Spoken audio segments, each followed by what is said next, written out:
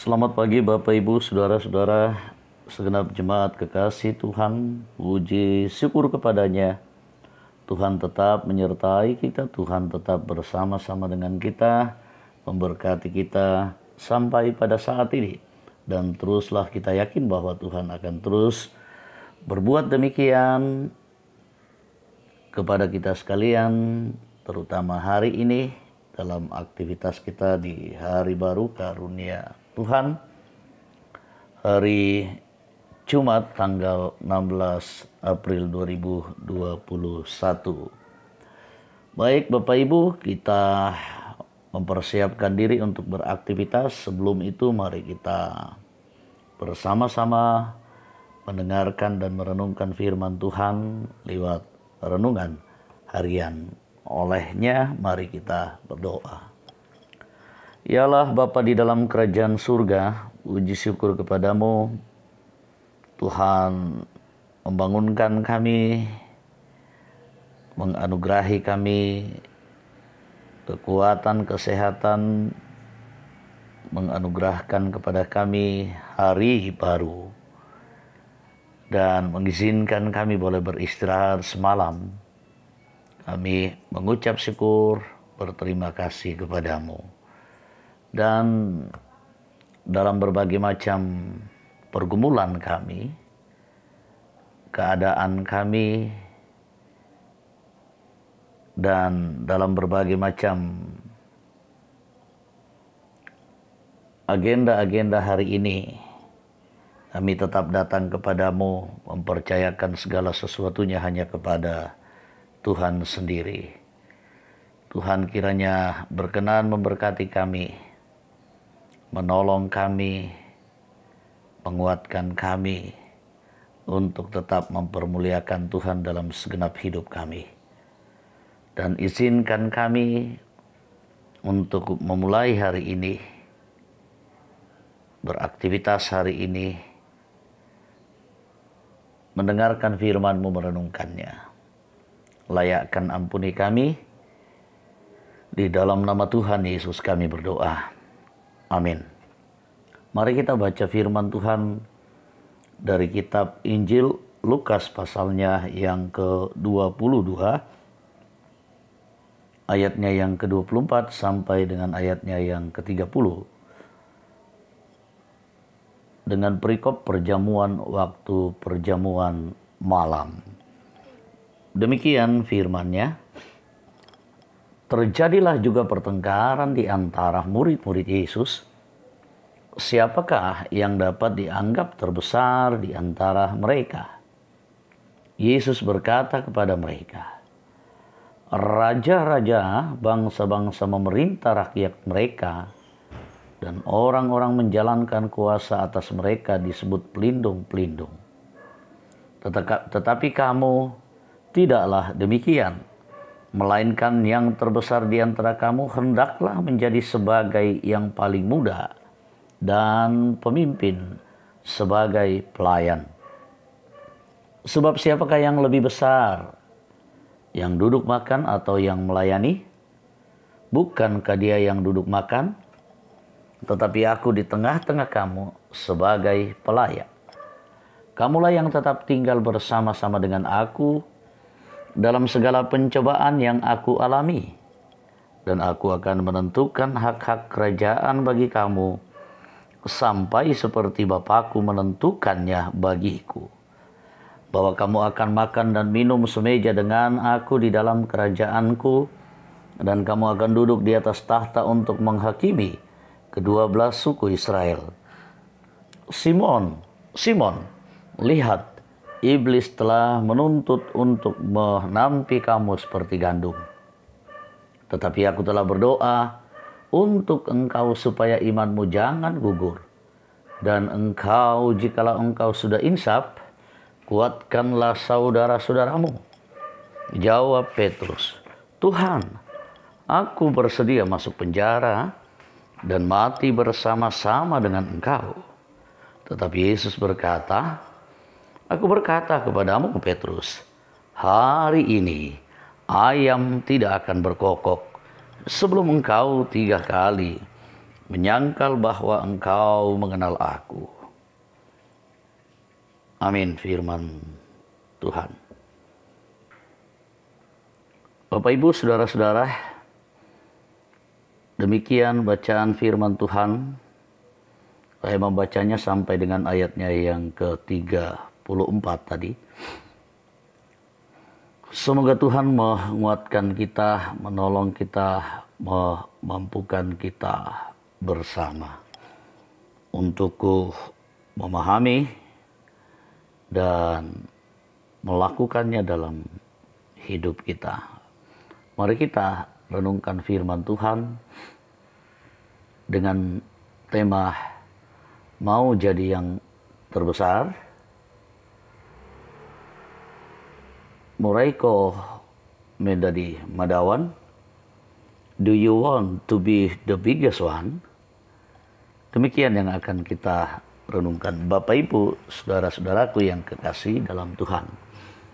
Menjadi orang yang terkenal atau terbesar dan yang semacamnya pastilah menjadi sebuah impian bagi banyak orang. Itulah sebabnya karena ada ambisi dan keinginan seperti itu, tidak jarang terjadi pertengkaran untuk memperoleh posisi menjadi yang terbesar. Apalagi jikalau posisinya itu dibatasi jumlahnya. Walaupun juga posisi yang menjadi rebutan itu tidak sering dipahami oleh orang yang berkeinginan mendudukinya. Nah, hal serupa juga terjadi di antara para murid Yesus pada saat mereka bersama Yesus sedang melakukan perjamuan Paskah. Para murid berdebat tentang siapa yang dianggap terbesar di antara mereka. Itu jelas dalam ayatnya yang ke-24. Untuk menghentikan perdebatan itu, Yesus memberikan penjelasan yang berbeda dengan apa yang terlintas dalam pikiran mereka. Menurut Yesus, orang yang terbesar adalah orang yang menjadi paling mudah dan menjadi pemimpin yang melayani. Dalam hal ini Yesus menekankan perlunya seseorang melakukan sesuatu sebagai bagian dari pelayanan dengan sikap rendah hati, tulus dan setia. Maka orang tersebut akan menjadi terkenal dan dia akan menjadi yang terbesar. Ternyata tindakan melayani yang dilakukan Yesus saat perjamuan Paskah menjadi contoh yang paling dekat. Dia yang melayani murid, tetapi bukan berarti dia rendah. Namun justru perbuatan itu semakin membuat dia semakin besar. Menjadi orang yang terbesar atau terkenal tidaklah salah. Namun untuk mencapainya harus dengan cara pandang yang benar. Menjadi orang yang terkenal, dihormati dan dihargai, secara otomatis terjadi pada diri kita jika kita terlebih dahulu memiliki sikap yang melayani. Karena itu, jika ingin menjadi terbesar di hadapan Allah, maka lakukanlah segala kehendaknya dengan sepenuh hati dalam kata dan perbuatan. Bertindaklah rendah hati dalam melakukan kebenaran serta nampakkanlah bahwa yang lebih utama adalah membesarkan berita tentang kasih Kristus kepada semua orang. Terpujilah Kristus. Amin. Firman Tuhan. Tuhan menolong dan memberkati, menguatkan kita bersama. Mari Bapak, Ibu, saudara-saudara, kita bersyukur, kita berdoa. Terima kasih firman-Mu ya Bapa di surga. Mampukan kuatkan kami untuk terus melakukannya. Dengan bersama-sama dalam kehidupan ini, untuk terus memberikan yang terbaik, yang berdampak, mendatangkan sukacita bagi kehidupan banyak orang. Dengan prinsip saling melayani dalam kerendahan hati, bukan untuk saling menghalangi, menjegal dan menjatuhkan.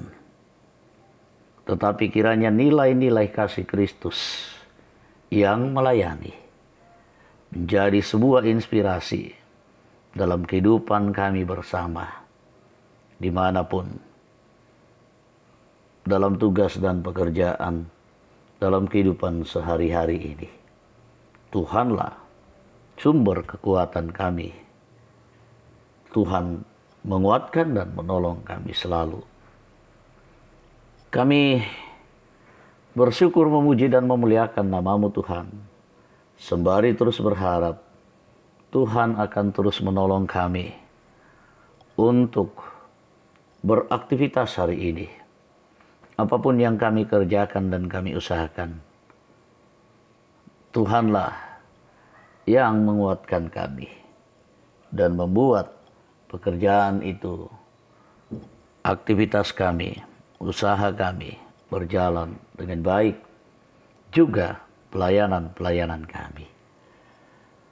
Segenap jemaat-Mu dalam rumah tangga mereka, kiranya terus diberkati dalam kehidupan setiap hari. Jadi seorang suami, istri yang bertanggung jawab pula bagi anak-anak tercinta.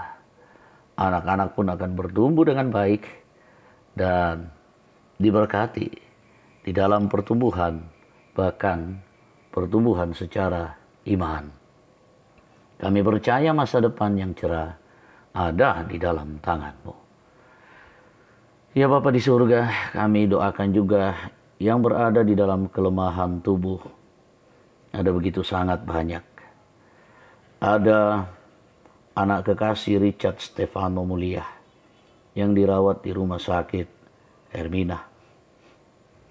Kami doakan juga bersama Bapak Pendeta Yusuf Maliku dan Ibu Pendeta Oktavina Lago yang dalam pemulihan, Nyonya Agustina Patongloan, Nyonya Dorce Tumembo, Diaken Nyonya C.H. Dengen, Nyonya Matius Ruru, Bapak Penatua Albertus Toding dalam pemulihan, Bapak T.R. Andi Loloh yang sudah sekian lama berada dalam kelemahan tubuh, Bapak Yusuf Rante, Bapak Oni Eslak Burlawal pun demikian, Bapak Yesa Lulinggi, Oma Keti, Nyonya Margareta Kobong, Bapak Karel Paranoan, Nyonya Ludia Kandola, Nyonya Margareta Sarra, Ibu Mathilda Timisela, Nyonya J.S. Bande, Saudari Naftali Minna, Saudara Naftali Minna, Nyonya Hermin Bongga, Nyonya Yohana Bura, Bapak Agus Mangi juga yang sudah sekian lama berada dalam kelemahan tubuh, Nyonya Damaris Siri, Nyonya Vera, Agisti Aditya,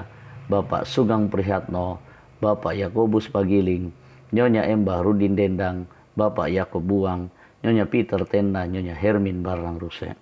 Banyak di antara mereka yang sudah lama berada dalam kelemahan tubuh.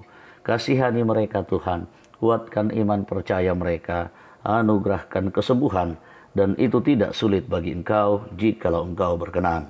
Kami percaya juga yang berada di dalam kelemahan tubuh seperti yang berada di dalam keadaan duka cita seperti keluarga Bapak Jupri Paliwanan yang berduka karena kehilangan ibu tercinta di Toraja, tanah Toraja tepatnya di Bituang. Dengan demikian juga dengan keluarga Bapak Eliezer Popang yang berduka cita karena kehilangan Bapak mertua di Toraja Utara. Kami percaya penghiburan, kekuatan menjadi anugerah Tuhan buat mereka. Kami serahkan hidup kami, jaga dan lindungi kami Tuhan. Engkau dipuji dan dimuliakan. Sambut sempurnakan doa kami, ampuni kami. Di dalam nama Tuhan Yesus kami berdoa. Amin. Demikian renungan harian hari ini. Puji Tuhan, selamat beraktivitas. Sampai jumpa. Salam sejahtera bagi kita sekalian. Tuhan memberkati.